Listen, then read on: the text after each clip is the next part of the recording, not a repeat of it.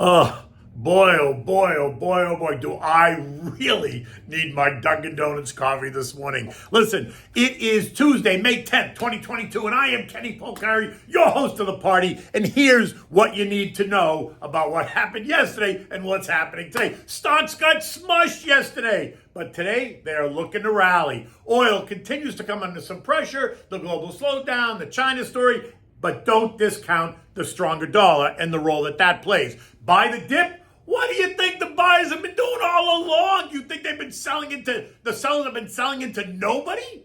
CPI is due out tomorrow, and there's going to be lots of Fed speakers today. You can imagine what that narrative is going to be. And markets are pricing in a hard landing versus a soft landing that many had hoped for. And what do we have for dinner tonight? We're having the fettuccine in a butter cherry tomato sauce. Oh my God, so delicious. It's so simple and so delicious. You'll make it over and over and over. Okay, it was ugly yesterday. Stocks were hammered Sunday night into Monday morning, and then they got hammered again as the morning turned to afternoon and afternoon turned to evening. By the end of the day, the traded types got scorched. The Dow ending the day down 653 points or 2%. The S&P down 135 points or 3%. The Nasdaq choked on 525 points or 4.5%. The Russell fell 77 points or 4%. The transports gave back 430 points or 2.9%. The markets and investors are leaning into the worst case scenario, which is typical. Remember the pendulum analogy, right? It swings too far to the right, and then it comes back and swings too far to the left, which is kind of what we're seeing, at least now in the short term, right? It's way oversold, and today we're going to see a rally. And now we're hearing more and more pundits starting to scream that you better buy the dip. Well, here's a secret for you. What do you think all the buyers have been doing? They've been buying the dip. Do you think the sellers are just selling it into the metaverse, that there's no one on the other side, right? As the market continues to plummet, buyers are having a field day, at least in the high-quality names that are being temporarily dislocated. And why not? Right? Having a field day meaning they're taking advantage of these lower prices.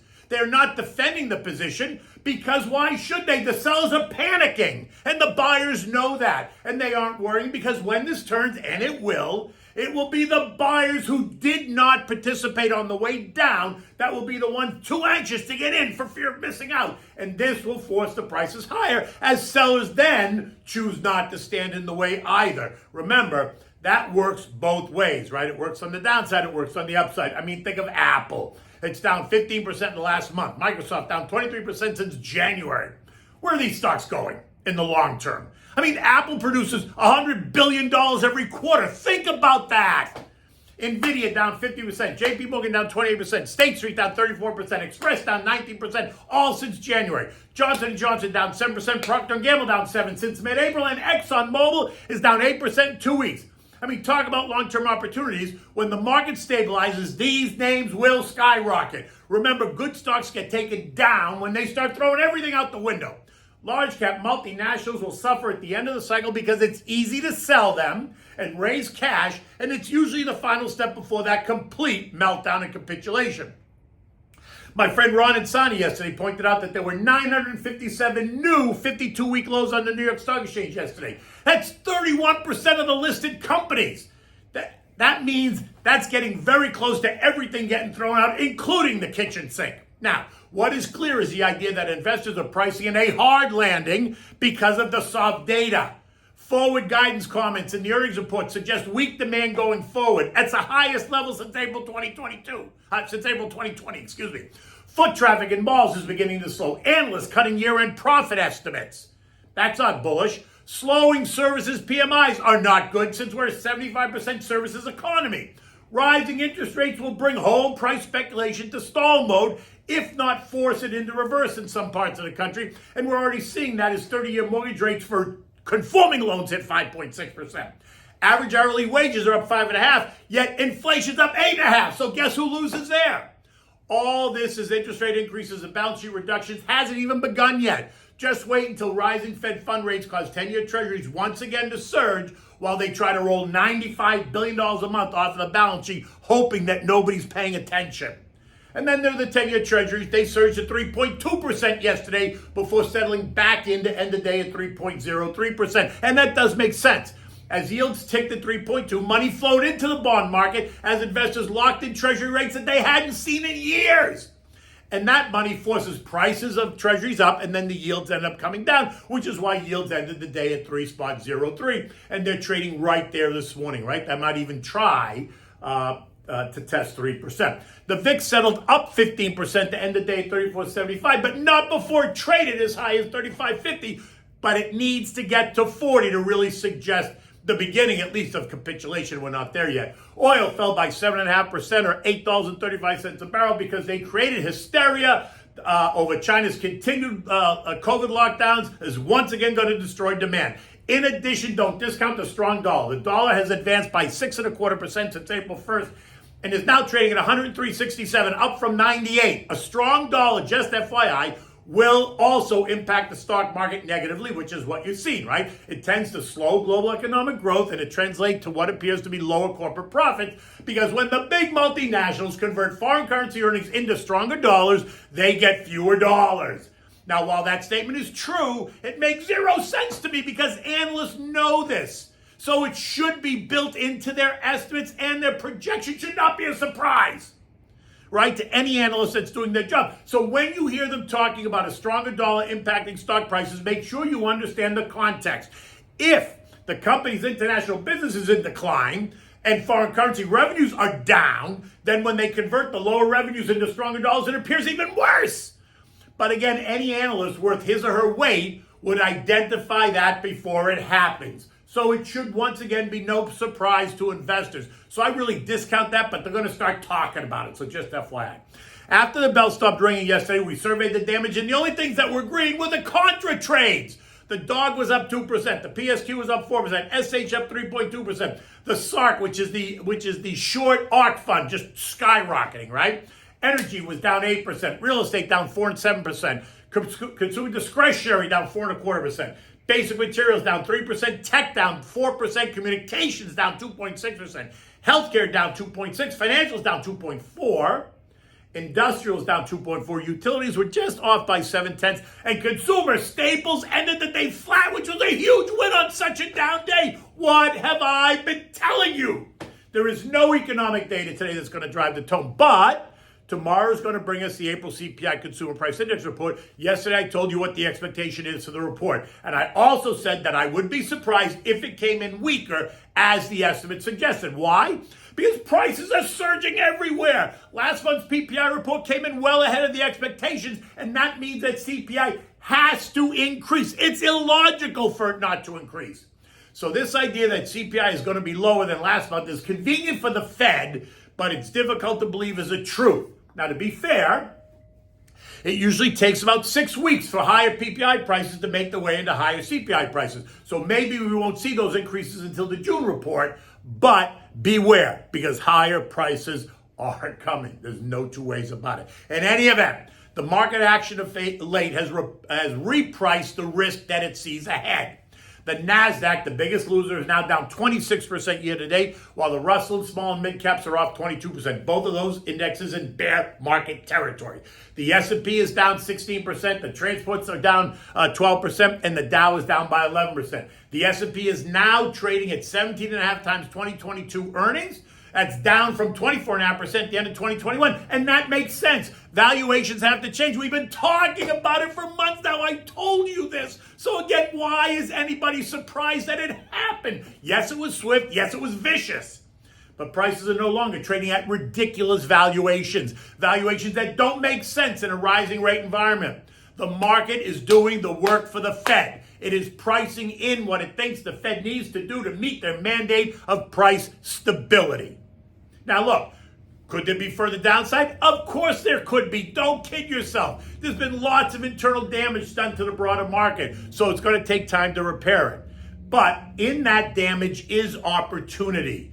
Names that I identified earlier in this note, names that are getting dragged down as panic and capitulation take hold.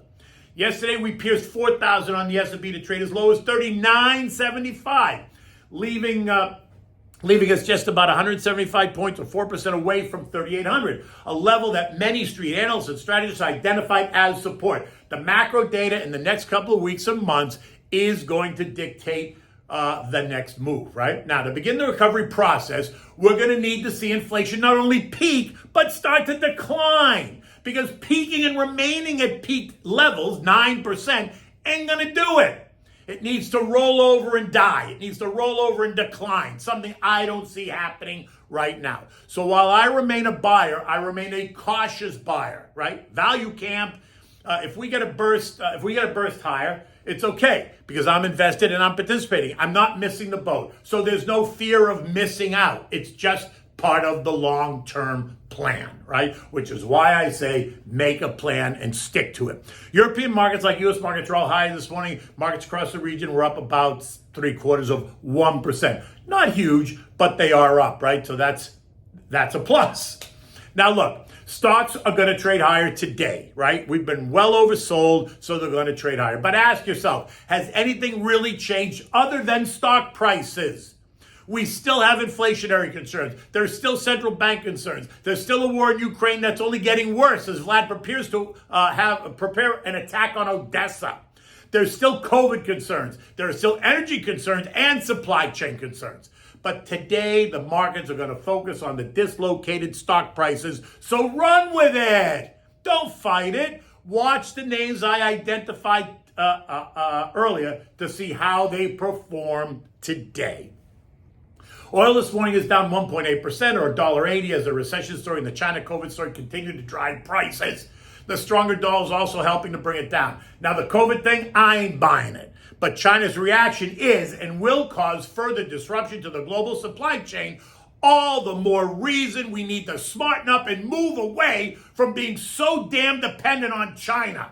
How much more disruption and control will China continue to wield over the global economy? It's exhausting, right? I mean, you gotta be tired of it, no? The S&P closed the day below 4,000 at 39.91. This morning, futures action suggested we're going to see a bounce. That's great.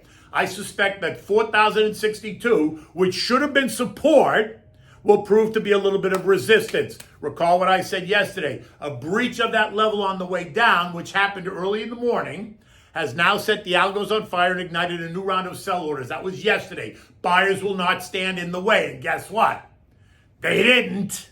And the sellers are not going to stand in the way today, right? On the way up, much like they did last Wednesday when the markets rallied really strongly. Dow was up 1,000 points. The sellers didn't stand in the way. They saw it coming. They backed off. Hello? Why are you going to run over by a train? I mean, think about that.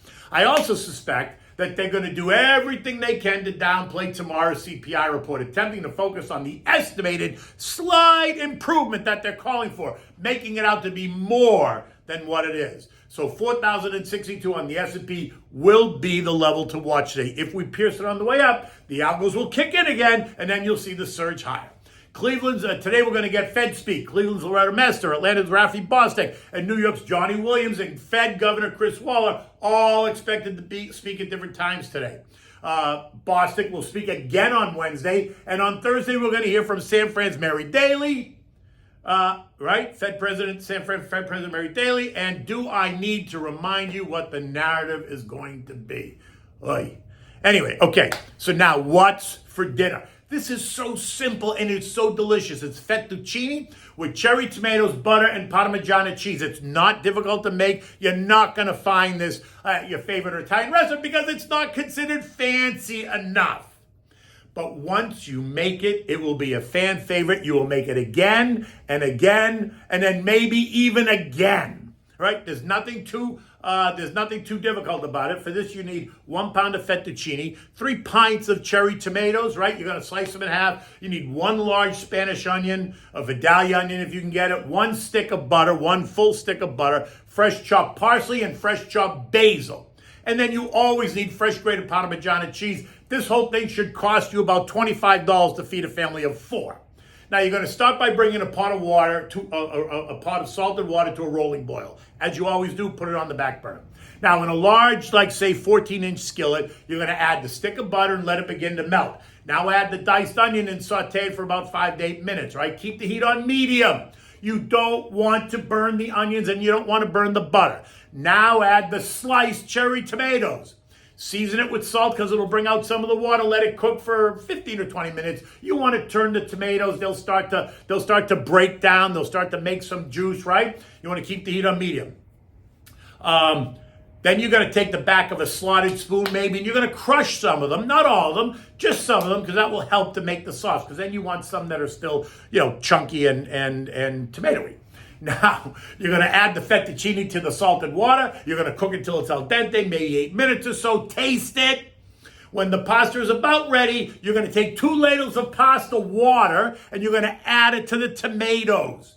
Now you're going to take your tongs and you're going to take the pasta right out of the pasta water, put it in the skillet. You can leave it wet because that's fine. You want to keep the heat on medium and toss it. Mix it well. Taste to adjust the seasoning. If you need to, salt and pepper. And then you're going to add 2 handfuls of grated Parmigiana. Now, if it looks like it's drying out, add another ladle or 2 of the pasta water to give it life. Now add the chopped parsley and the chopped basil. Mix it, stir it up, and serve it immediately in warm bowls. Always having extra cheese on the table for your family or your guests, whoever you made this for. Now look, this is a simple dish. But when I tell you how good it is, oh my God, it is so good. You're going to thank me. You're going to thank me for giving you this recipe because it's simple to make. It doesn't take you. What's it take you? Maybe it takes you 25 minutes. Maybe. And it costs you $25 to feed a family of 4. So what could be better? In any event, it's another beautiful day here in South Florida. I am Kenny Polcari, your host of the party. Until tomorrow, take good care.